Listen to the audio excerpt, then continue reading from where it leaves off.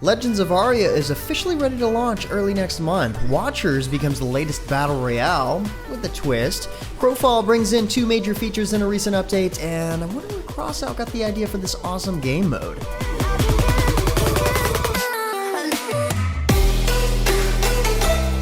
What's good, everyone? James Ballon here with your weekly recap for gaming news and announcements of the week of July 26th, 2019. And first up, the second closed beta test for Astellia Online is fast approaching, and the team gave a clear vision of what players can expect going in.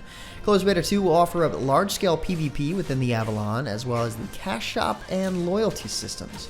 The first major revisions of the mana and progression systems will also be seen in Closed Beta 2. Avalon will hold some intense PvPvE battles every week. Each week, players join one of 3 factions and do battle with other players, while also taking care of PvE quests and capturing strongholds and other tactical points. It will offer up something for both PvP and PvE fans. The other major talking point in Astellia Online's Closed Beta 2 is the Zender, which is the loyalty and cash shop systems. This will let players take a peek at these systems for the Western release of Astellia, and more information will be available soon. In the first 2 days of Closed Beta 2, players can test these first major changes, and to help gather this data accurately, they have to build on the same base build as Closed Beta 1. This will hopefully ensure that they're moving in the right direction to build the best game they can, so let's hope that that works out.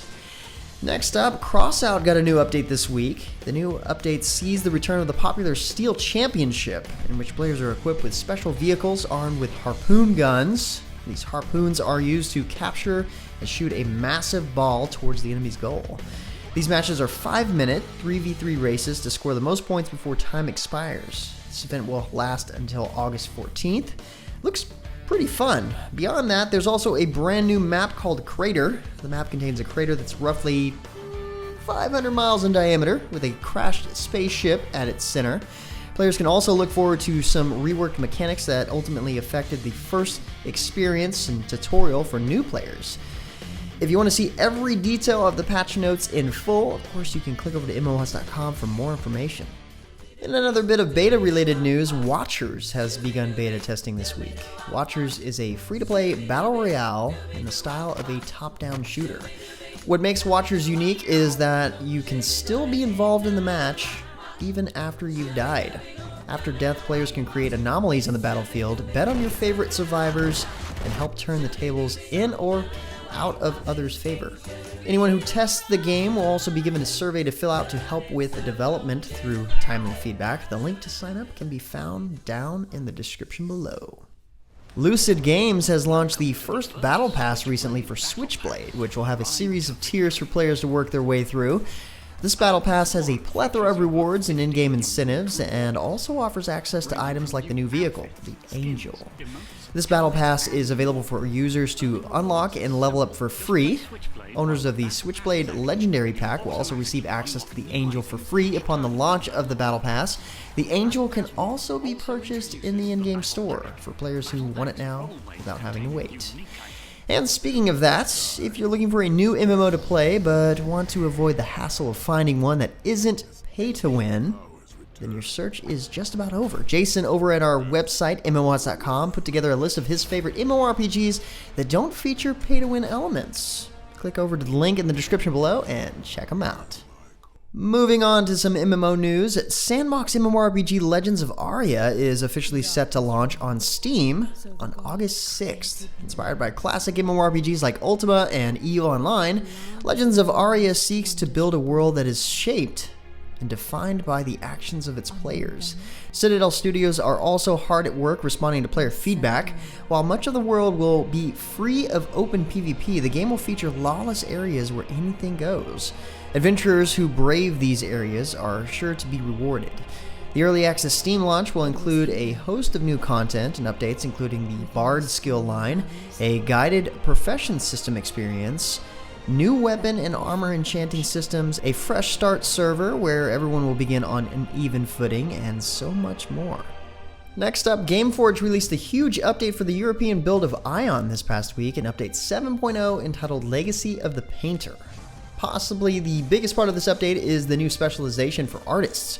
The Bard will now be joined by the Painter, who utilizes paint rings to fire paint at their enemies. There are also a variety of altar sieges to take part in, battles for Aura Minima, Aura Mediocra, and Aura Magna. Players can use Stellium currency for coupons, consumable items, and stones. There's also a new PvE instance in Dumaha, the Stella Development Laboratory, and criminals have overrun the lab, and now it's absolute chaos. Alongside these new additions are a plethora of new transformations, daily and weekly lugbug missions, and new equipment to find. 3 language versions have also been discontinued, including Italian, Spanish, and Polish. However, forums and support will still be available for these languages. The more you know. The difficult-to-pronounce Romance of the Three Kingdoms Legend of Cao Cao Tactics launched on PC this past week via Steam and Nexon Arena. The original Legend of Cao Cao was developed by KOEI Tecmo, I think that's how it's said, using their Romance of the Three Kingdoms IP and launched on mobile in October 2016. As a response to the high demand and interest in the title, Nexon releases it on PC recently. Romance of the Three Kingdoms, The Legend of Cao Cao Tactics, will offer a variety of modes, from Unification, Annihilation, and PvP. Romance of the Three Kingdoms, The Legend of Cao Cao Tactics also uses a retro aesthetic, using their unique pixel art graphics. With this art style, players can dive deep into the history of the legendary Cao Cao, who aimed to rule all battlefields and nations. Many battles await, and fortunately, if you missed the registration event, there's still a chance to receive those rewards today on the official Facebook page. All players have to do is follow them and type the Legend of Cao Cao onto their Facebook Messenger to claim the rewards.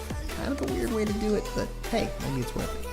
In a bit of milestone news, Fiesta Online is proud to celebrate their 11th birthday this week and are hosting 2 weeks of exciting in-game events to celebrate.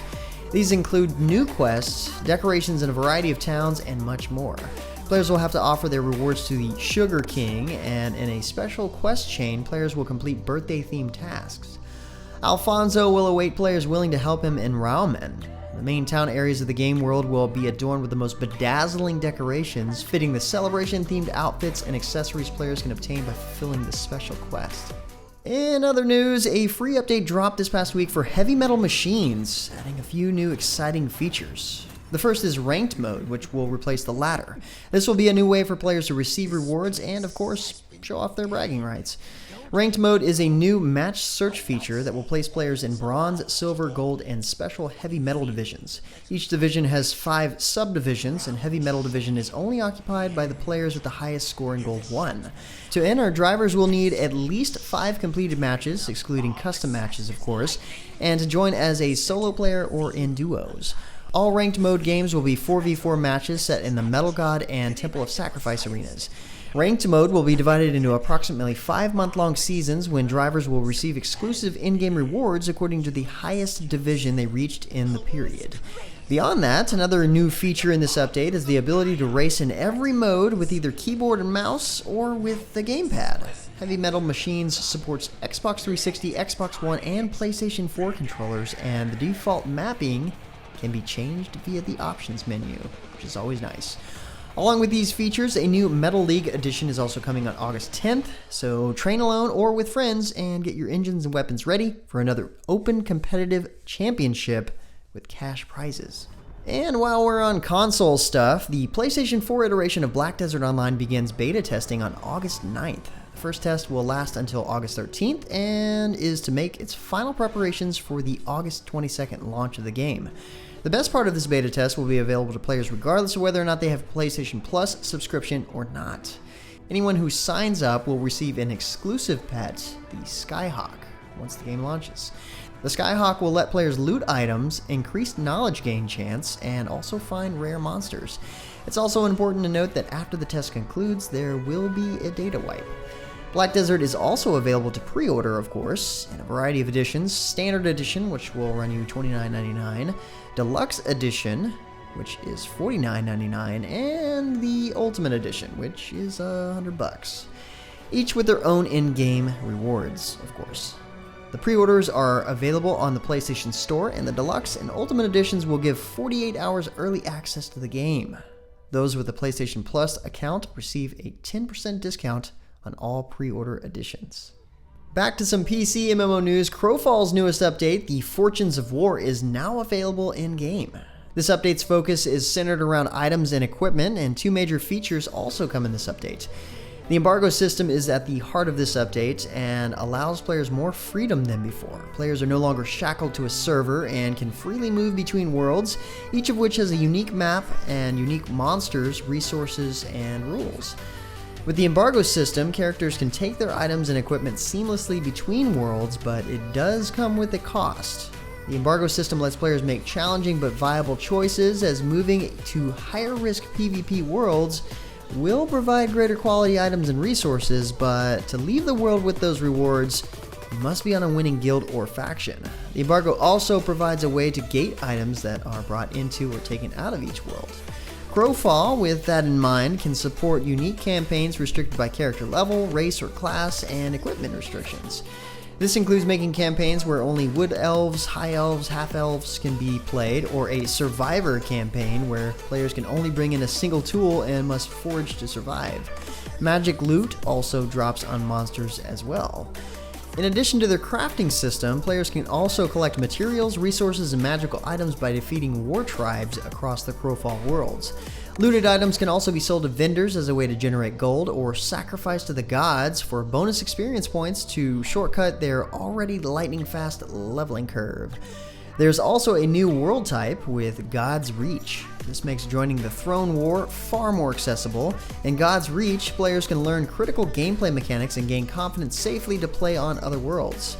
Advancement is incredibly fast and is a safe PvE environment. Finally, by popular demand, they added a new race-class combination, the Fey Knight. It combines the mobility of the Fey, which is gliding and featherfall, with the defensive capabilities of a Knight class. Pretty substantial update for Crowfall. Moving on, Song of the Elves is the conclusion to a 17-year-long quest series and brings a crystal city to the world of Oldschool Runescape in this week's update. Song of the Elves is a Grandmaster level quest finale that concludes what is the oldest and longest quest series in RuneScape's history. The Elf Quest series began in 2002 with Plague City, a novice level quest, which marked the beginning of RuneScape's first ever storyline. 17 years later, Song of the Elves' arrival in Oldschool RuneScape sees adventurers team up with the characters from across the series to finally put an end to the schemes of Lord Lorworth and King Lathas, and bring peace to the Evergreen Lands. It's important to note that Song of the Elves is a members-only quest. I figured if you're that dedicated to it, you might have already known that. On another update note, the Skilled Ally update dropped this week in MapleStory 2, which comes with a variety of useful features for players. One of the major features is the Dungeon Helper system, which has new players being paired with MapleStory 2 Veteran to gain assistance when encountering the more difficult dungeons in the game. MapleStory 2 also has a skill rebalance in this update for the job rank 2 skills. This will spread across several classes with a focus on less popular skill trees. The hope is that it will offer up more interesting choices for players. There have been some Maple Life updates as well, such as offering a 90% permanent price reduction on all overworld house plots purchase, rent, and contract extensions. There were also additions of Meso house assistants and new arcade-themed blocks added to the housing blocks list. The full patch notes can be found in the link below, and there's also a series of limited-time events that can be tackled in-game. And finally, we have a pair of giveaways currently running on MMOs.com. First, we've got a SMITE mid-season skin giveaway, where you'll have a chance to win both a Biohacker Kali skin and a Mothman Amus and Cobb skin, which is pretty legit. There are 7 unique ways to gain extra entries for more chances to win some skins. Our second giveaway is a set of keys for Astellia Online's second closed beta test. You can enter both of these giveaways through the links down in the description below. And that's about it for all the major news and announcements for this week. For more information on the news topics, check the links in the description below. Feel free to discuss the news or even more news in the comments below. And don't forget to like, subscribe, hit that little bell icon to get notifications, and of course, share this video. But until next time, guys, that's going to be it for me. I'm James Blonde. See you out there, gamers.